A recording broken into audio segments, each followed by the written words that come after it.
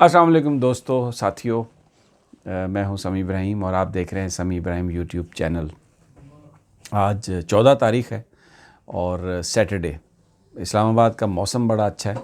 मैं अंदर बैठा हूं इसलिए मैं आपको बाहर बादल दिखा नहीं सकता। आप यकीन करें, आज सुबह जब मैं उठा तो वो पहाड़ों पर से जो मुझे बादल नज़र आए नीचे आते हुए, ऐसा ज़बरदस्त सीन था कि शायद वो आप मिलियन डॉलर भी ख़र्च करें तो आपको वो नहीं मिल सकता। और ख़बरें भी इसी तरह की हैं। जिस तरह का ये वेदर अच्छा और सीन अच्छे हैं, ख़बरें भी इसी तरह की अच्छी अच्छी हैं। प्राइम मिनिस्टर गए हैं सऊदी अरब और बड़ा इंपॉर्टेंट हैवी एजेंडा है जिसमें आम आदमी की फ़लाह के लिए बहुत कुछ है, और ख़ास तौर पर हाजियों के लिए। कई हमारे बुज़ुर्ग होते हैं वहाँ पर, वो जाते हैं, ख़वातीन होती हैं, और वो उनके लिए सारे ऑपरेशंस एक छत तले और मज़ीद उसके लिए फ़ैसिलिटीज़। और मैंने आपको पहले भी बताया था कि पैसे भी बहुत सारे हाजियों के वापस हुए हैं। एक तो इस पर बात करेंगे पूरा, और दूसरा जो लंदन से पैसे आए उसको पता नहीं क्या बात है। हुकूमत के जो लोग हैं, जो एडवाइज़र हैं, अभी तक इसको छुपाने की कोशिश कर रहे हैं और बार बार ये कहने की कोशिश कर रहे हैं कि इसमें कुछ क्राइम नहीं था, ये एक सिविल मैटर था और हम इसके बता नहीं सकते। लेकिन पाकिस्तानी भी बड़े फिर एक तेज़ कौम है और आजकल तो वैसे ही चोरों के पीछे बहुत भाग रहे हैं लोग। सुप्रीम कोर्ट ऑफ पाकिस्तान में भी एक दरख्वास्त दायर हो गई है कि जो अमल दरामद केस है बहरिया के हवाले से, उसकी ज़रा जल्दी समाअत की जाए तो उसमें बड़े फैक्ट फिर सामने आएंगे कि ये पैसे कैसे आए। बहरहाल ये दो आज इश्यूज़ हैं जिन पर मैं आपको तफसील दूंगा, लेकिन इससे पहले मेरी दरख्वास्त आपसे ये है कि आप मेरे इस चैनल को सब्सक्राइब कर लें और जो बेल आइकन है उस पर भी क्लिक कर दें, ताकि मैं जैसे ही अपनी अगली वीडियो अपलोड करूंगा आप तक उसकी फ़ौरन इन्फॉर्मेशन पहुंच जाएगी और आप उसको देख सकेंगे। और इस वीडियो को लाइक भी करें और इसको शेयर भी करें। बात जो है वो ज़्यादा से ज़्यादा फैलनी चाहिए, ज़्यादा लोगों को आगाही होनी चाहिए, ताकि फिर उस हवाले से एक रायआमा भी मौसर तरीके से हमवार हो सके। इम्पॉर्टेंट ख़बर है ये जो 190 मिलियन पाउंड वहाँ से आए बरतानिया से। बहुत इस पर मैं वीडियोस में बात कर चुका हूँ। ये तकरीबन 38 से 40 अरब रुपए के दरमियान है अमाउंट। और जो इन्होंने वारदात की है, जो निचले लेवल के लोग हैं, कि वो पैसे मलिक रियाज साहब से तो वहाँ से वसूल हो ही गए थे, तो वो एक तरह से उन्होंने उनका ये डैमेज कम करने की कोशिश की है कि उसको वो जो 460 अरब रुपए का जुर्माना है सुप्रीम कोर्ट ने जो कहा हुआ है उसमें वो उन्होंने शामिल कर दिया। अब शहजाद अकबर साहब फिर प्रेस कॉन्फ्रेंस की कल, उन्होंने बार बार उनसे यही सवाल किए गए कि भाई आप ये बताएं कि ये जो पैसे थे, आप जिन लोगों से ये वसूल हुए, आप उनके ख़िलाफ़ कोई तहकीकात करेंगे? कहते हैं जी ये तो इसमें कोई क्रिमिनलिटी इन्वॉल्व ही नहीं थी। एक एक एक प्रॉपर, यानी पाकिस्तान के कानून को बरतानिया के कानून के साथ मिक्स करना किस कदर ज़्यादती की बात है। मैं आपको पहले भी बता चुका हूँ कि बरतानिया में जो कानून है उसमें उनके पास ये चॉइस है कि या वो क्रिमिनल प्रोसीड कर लें, तहकीकात कर लें, या उस पार्टी के साथ उसकी जो प्रॉपर्टी है उसको कन्फिस्केट कर लें, उसको ज़ब्त कर लें। तो बरतानिया ने जब ये सामने उनके इन्वेस्टिगेशन आई, उन्होंने कहा जी हम ये प्रॉपर्टी ज़ब्त करते हैं। तो इन्होंने मलिक साहब ने कहा जी ठीक है मैं पैसे देता हूँ, इन्होंने प्ली बार्गेन कर ली। बीच में पाकिस्तानियों ने ये जाके इन्हें समझाया कि जी इन्होंने जो साजबाज की, देखें वो वीडियोस चलती रहीं। अब शहजाद अकबर साहब भले ये कहें कि जी मैं वो लैपटॉप मेरा वहाँ पे रह गया था, तस्वीरें आई हैं, ये इनकी मलिक रियाज से बाकायदा मीटिंग्स की तस्वीरें हैं इनकी, वो सबको पता है, सोशल मीडिया पर भी वो चली, वो एक बड़ा बैग निकाल रहे हैं। भले जो कह रहे हैं वही होगा, लेकिन बहुत सारे सवाल ये उठ रहे हैं कि ये जो हुकूमत पाकिस्तान के लोग हैं ये क्यों मलिक साहब को इतना डिफेंड कर रहे हैं। हो सकता है मलिक साहब ने कोई बात ना की हो, गलत बात ना की हो, लेकिन ये जिस अंदाज में उनको डिफेंड कर रहे हैं, दाल में काली नहीं है कोई चीज़, ये पूरी दाल ही ऐसा लग रहा है कि काली है। और वो इसको फिर ये कहते हैं कि जी हम कोई क्रिमिनल प्रोसीडिंग उनके साथ, उनके ख़िलाफ़ नहीं कर रहे। ये गलत बात है। इनको चाहिए कि ये उसका जवाब दें। हर तरह से ये बरतानिया के कानून का सहारा लेके ये बात करते हैं। अब सुप्रीम कोर्ट ऑफ पाकिस्तान में दरख्वास्त दायर कर दी गई है और उसमें वो अमल दरामद केस है, जो सुप्रीम कोर्ट की जजमेंट थी जिसके ऊपर अमल दरामद कराया था एक दूसरे सुप्रीम कोर्ट के बेंच ने, और अजमत सईद साहब उसके सरबराह थे, वो रिटायर हो गए हैं। अब ये दोबारा बेंच के सामने, अब ये दरख्वास्त सुप्रीम कोर्ट में दायर हो गई है। अब ये सामने आएगी तो ये दूध का दूध और पानी का पानी होगा।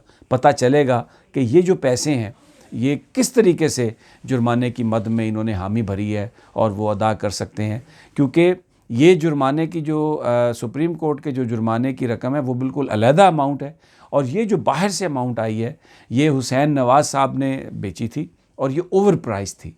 बेसिकली ये जो इसको ओवर वैल्यूड उन्होंने किया था, ये मैं आपको पहले भी इसका जिक्र कर चुका हूँ कि जब रिकवरी एसेट यूनिट ने काम शुरू किया तो जो पाकिस्तानियों के पास प्रॉपर्टीज़ थी उन्होंने फ़ौरी तौर पर दूसरों के नाम लगाई और उसके लिए पैसे भी दिए। अब यही मामला स्विट्ज़रलैंड के बैंकों से पैसों का निकालना इन्होंने शुरू कर दिया पाकिस्तानियों ने, लेकिन पैसे निकाल के भी इनकी जान नहीं बचेगी, इसलिए कि जो बैंक का डाटा है वो जो सारी इन्फॉर्मेशन आएगी कि इनकी बैंक में किस किस ने ट्रांजैक्शन की, कहाँ ट्रांजैक्शन हुई, कहाँ से ट्रांजैक्शन हुई। तो अगर आज पैसा निकाल भी लेते हैं और 2 महीने के बाद इन्फॉर्मेशन मिलेगी गवर्नमेंट ऑफ पाकिस्तान को, तो आज जो मिलियंस और बिलियंस ऑफ वहाँ पर डॉलर्स या पाउंड या जो स्विस करेंसी में पैसे पड़े हुए हैं उसका हिसाब तो मांगा जाएगा कि भाई ये पैसे आपके पास कहाँ से आए। तो वो बचना नहीं है, कोशिश ये बड़ी कर रहे हैं, लेकिन जो इस वक्त सूरत हाल चल रही है वो बड़ी संगीन है। ज़रूरत इस बात की है कि प्राइम मिनिस्टर अपने साथियों में थोड़ी छांटी करें और जो ऑनेस्ट और ईमानदार लोग हैं उनको अपने साथ रखें। ये लोग तो चोरों को बचाने के लिए उनसे हिस्सा भी वसूल कर रहे होंगे और उनके क्राइम पर पर्दा डाल रहे हैं। ये तो एक बात। अब दूसरा जो मैंने अभी स्विट्ज़रलैंड की भी बात की है और प्राइम मिनिस्टर के दौरा सऊदी अरब की, मैं अपनी पिछली 2-3 वीडियोज़ में उन चैलेंजेस का भी जिक्र कर चुका हूँ। बात वही है, पाकिस्तान को आइसोलेशन से निकालना, पाकिस्तानियों के लिए ज़्यादा मराद हासिल करना, ये प्राइम मिनिस्टर का एजेंडा है। अपनी ज़ात के लिए कुछ हासिल करना ये उनका एजेंडा नहीं है।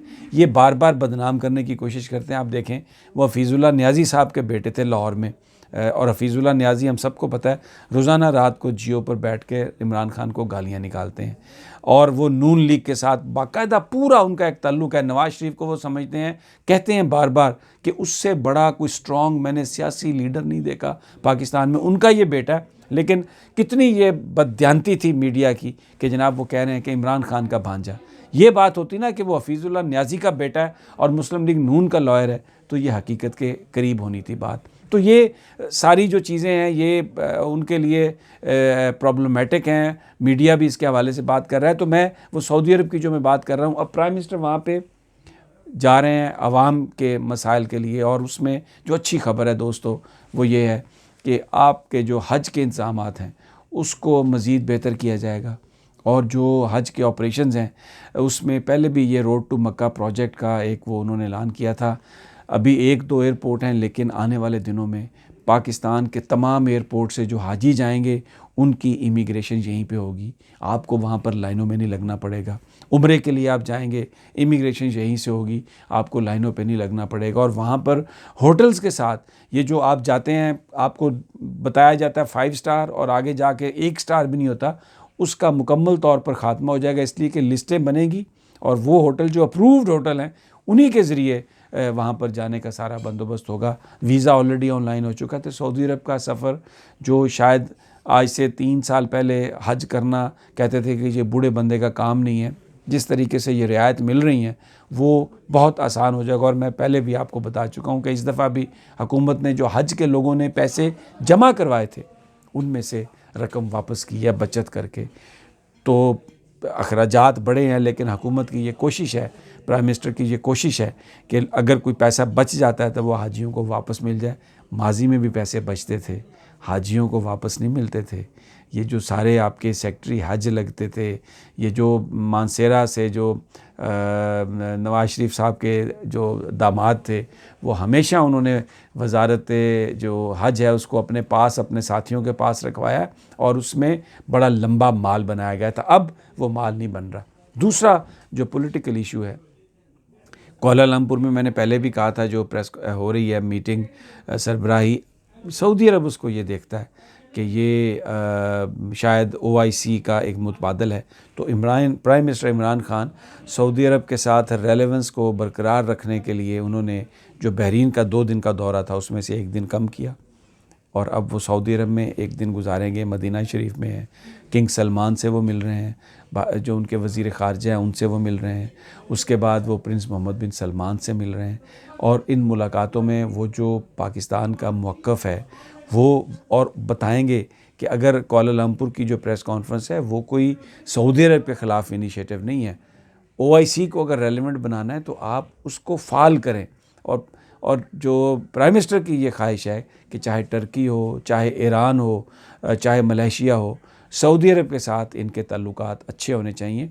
और सऊदी अरब बिल्कुल ये जो पाकिस्तानी मीडिया ने भी कई दफ़ा तासुर देने की कोशिश की कि जी ख़बरें भी गलत चलाई कि ईरान के साथ हमने जॉइंट पेट्रोलिंग शुरू कर दी है कि ये बताया जा सके दुनिया में कि ये तो जी बड़े ईरान के करीब चले गए हैं, उस प्रोपेगंडे का भी प्राइम मिनिस्टर ने जवाब देना है। तो वज़ारत ख़ारजा जो है ना हमारी, मैं बड़े अफसोस से कहता हूँ, बहुत सारी बातें जो उनके करने की थी उन्होंने नहीं की, और ये प्राइम मिनिस्टर इमरान खान को ये पेन ख़ुद लेना पड़ रहा है। और ये जो दौरा है इसका जो शेड्यूल है वो नहीं बन रहा था, लेकिन फिर प्रिंस सलमान और प्रिंस बादशाह सलमान और प्रिंस मोहम्मद बिन सलमान की खसूसी जो उसमें उनकी दिलचस्पी की वजह से ये फ़ौरी तौर पर उनका जो तारीख़ें जो हैं वो फ़ाइनल की गई और अब वहाँ पर और इसके अलावा और जो सबसे अच्छी बात थी वो तो मेरे जहन से ही निकल गई।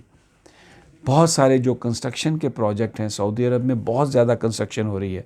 अभी उन्होंने अरामको के शेयर्स भी पब्लिक किए हैं बहुत कम, और उससे बिलियंस ऑफ डॉलर्स दिए हैं, और वहाँ पर जो कंस्ट्रक्शन के प्रोजेक्ट हैं वो भरपूर अंदाज में चल रहे हैं। तो प्राइम मिनिस्टर की ये कोशिश है कि वर्क वीज़ा पाकिस्तानियों को मिलना चाहिए सऊदी अरब में, और ये कहने गए हैं वो प्रिंस मोहम्मद बिन सलमान को कि ज़्यादा से ज़्यादा पाकिस्तानियों को आप इन्वॉल्व करें, उनको परमिट दें।